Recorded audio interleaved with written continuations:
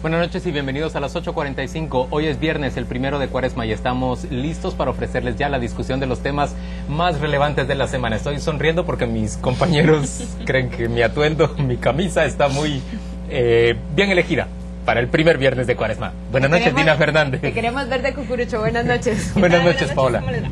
Yo creo que hay un acercamiento político que acaba de mezclar con el religioso y no, pero bueno. Está bien elegida. Si a eso vamos, yo vi a Mauricio López con corbata morada esta semana. Mauricio López, el ministro de Gobernación, es cucurucho. Él carga, tiene una larga tradición familiar. En una entrevista que se le publicó hace cosa de un mes, él hablaba sobre esa tradición que recuerda y mantiene con a ver los que tiene que cargar ahora de esos morados. Pero bueno. Me va a tocar cargar. Bien pesada. A ver, una primera pregunta para todos. ¿Quién guardó el primer viernes de Cuaresma? A ver, Pablo Hurtado. Yo ni siquiera entiendo la Cuaresma, no sé qué es domingo, de qué, a mí no me pregunte, yo paso. Pedro Trujillo. Yo, como todavía es viernes, da tiempo de guardarlo, ¿no? Bueno, sí, no has pecado. Todavía no. Dina Fernández. El ayuno tiene que ser espiritual, no de la carne. Muy bien, tiene que ser espiritual. Vamos a empezar hablando entonces de los temas más relevantes de esta semana, y el primero, si no el más relevante, en realidad el que más ruido le causó al gobierno y probablemente el que más desgaste le ha generado en el corto periodo que tiene en el poder Otto Pérez Molina, se refiere a esa aceptación de renuncia que la vicepresidenta Roxana Baldetti anunció el domingo último respecto del viceministro de Deportes, Devico Osorio.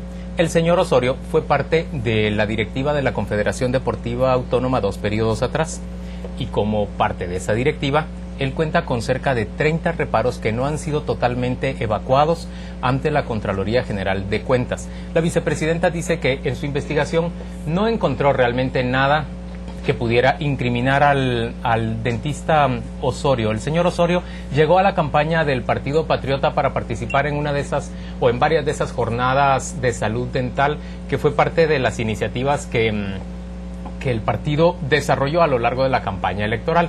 Fue premiado con la posición de viceministro de Deportes, y junto a él, en el equipo de la vicepresidenta, se encuentran otras personas que han participado también de la junta directiva anterior de la Confederación Deportiva Autónoma.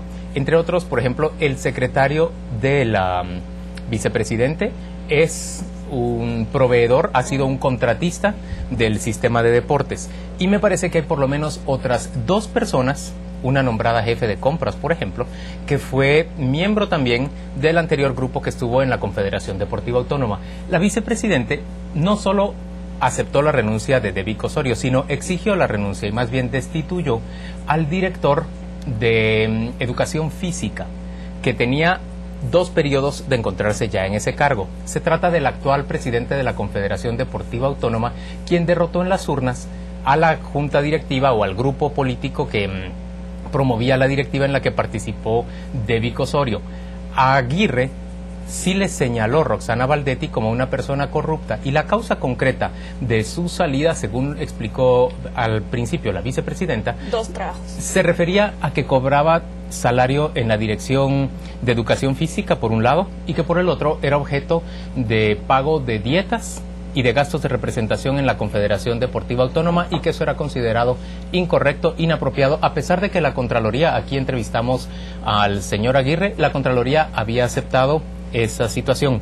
Pero lo que terminó dándose a lo largo de la semana entonces fue una discusión respecto a que Baldetti había aprovechado la ocasión para cobrarle una factura al señor Aguirre, una factura política, por tener que deshacerse de quien fuera su viceministro de Deportes. Por supuesto, hay discusión también en torno a la sobrevivencia dentro del equipo de gobierno de los otros cuadros que han estado vinculados con esa junta directiva de la Confederación Deportiva Autónoma. ¿Quién arranca con la discusión? A mí me gustaría remontarme un poco atrás y partir de esa publicación que hizo 2 semanas antes el periódico, en la que se señalaban los reparos que tenía ante la Contraloría el señor Devico Osorio, en los que se mencionaba que había incluso ya tenido que pagar algunas multas y otros casos todavía no estaban resueltos.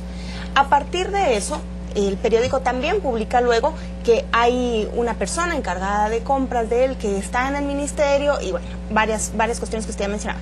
Pero es después de eso que la vicepresidenta, en esa reunión, antes de reunirse con todos los del gabinete, dice que va a pedirle la renuncia al señor Osorio, pero que también ha destituido. No, que va a aceptarle la renuncia al señor Osorio. Que va a aceptarle él la sale renuncia. entre almohadones, él sale acolchonadito. Exacto. Y aparte destituye al señor Aguirre, que en parte también tenía su cola Una que le manchó. causa. Una causa. 2 trabajos, uno como funcionario y otro como presidente, donde devengaba dietas y gastos de representación. ¿Por qué no ven esto desde otro punto de vista? Lo hemos enfocado como el primer desgaste del gobierno. Se puede ver de otro punto de vista, y es una primera acción contundente contra indicios de corrupción.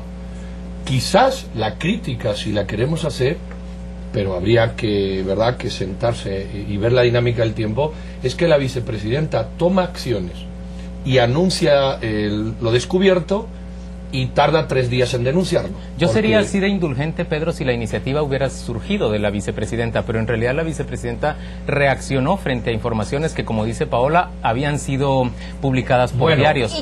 Aceptemos eso. Y aparte de eso, ellos mismos nombran como un viceministro nuevo a una persona que no ha evacuado una larga lista de reparos de la Contraloría, lo cual no es la situación. No, tenía aceptemos que fue así, porque también podemos aceptar que estaban en proceso, pero aceptemos que fue así. Es de las pocas veces en la vida política guatemalteca que, aun aceptando que la prensa publica algo, se toman acciones inmediatas y contundentes, y a los 3 días se pone una denuncia. Aceptemos que ha podido haber un cúmulo de errores, una falta de convergencia entre las declaraciones, las investigaciones, la denuncia, una extemporalidad desde que sale hasta que se hace, pero lo cierto es una cosa. Vamos a ver, lo cierto es una cosa. Cuando la prensa ha mostrado, en este artículo que tú hizo, en este reportaje, a un funcionario corrupto y se lo ha cuestionado, a las 2 semanas está en la calle. Bueno, eso es bueno. No, Pedro, porque tú estás interpretando que la denuncia que plantearon era contra este señor, y no fue así. No Fue no ha sido contra uno, porque ahí hay metidos como 2. No está involucrado. Simplemente a él le han retirado de su cargo mientras avanzan las investigaciones, porque encontraron, porque se lo dijo el periódico, que él no tiene finiquito de la Contraloría para pero ejercer también el hay cargo. unas denuncias contra el director. No, contra él. Esas no está Contra el involucrado. director. Contra el director no las hay. Pero el Bueno, director... ¿de quién es la denuncia que pusieron? Contra Contra el ex Jerónimo viceministro Lancello. de Cultura Bueno. y Deportes, que es una cosa distinta y que no tiene nada que ver, no tiene ninguna relación en esa denuncia que se plantea con el director de Educación Física. De ahí viene la crítica, del hecho de que se haya... No se ha ratificado esa denuncia que impone la misma persona que ha sido, bueno, que había sido nombrada por Roxana Valdete y que ha sido acolchonada para salir. Entonces, me parece a mí que lo que están tratando de hacer acá es de pintar de un color distinto algo que en realidad es un asunto que tiene costo para el gobierno, y creo que tiene todavía más costo por venir. ¿A qué me refiero? La vicepresidente ha planteado como uno de sus fines fundamentales durante el periodo desarrollar una gestión fiscalizadora dentro del propio Ejecutivo. Ella necesita toda la legitimidad para poder hacerlo, y en la medida en que cuente con un equipo que resulta cuestionable por un pasado, por ejemplo, sin ¿cómo se dice? Sin tacha. Sin tacha, sí, pero finiquito. sin el finiquito de la Contraloría General de Cuentas, pues francamente debilita su acción como fiscalizadora. Bueno, también han tomado alcaldes sin finiquito, se han comprado finiquitos, se han dado finiquitos tarde. Sí, claro. Entonces, el tema del finiquito El no lo 99, utilicemos como el marchamos no, sine pero qua non. No, estoy de pero no acuerdo, debería pero ser no lo así. utilicemos. Pero él se escudaba en que era un finiquito porque no saldó viáticos. Bueno, y no era de por acuerdo, eso, pero era escucha, por de acuerdo, compras pero se fue. millonarias. Es que lo importante, yo creo que estáis. No, Sí, le dejaron no sé, irse vamos el a ver. caballo blanco y le echaron el muerto a otro. Bueno, que también tenía esto su es cola lo le que estamos machuquen. juzgando nosotros, cuidado. Tampoco juzguemos y descartemos o sea, criticamos lo que otros han hecho y lo juzgamos y damos por hecho que lo que nosotros juzgamos es correcto. Yo lo que veo ese cúmulo de falta de coincidencia o de errores, lo veo. ¿Puedo admitir una reacción tardía frente a una información que se publicó? Lo admito.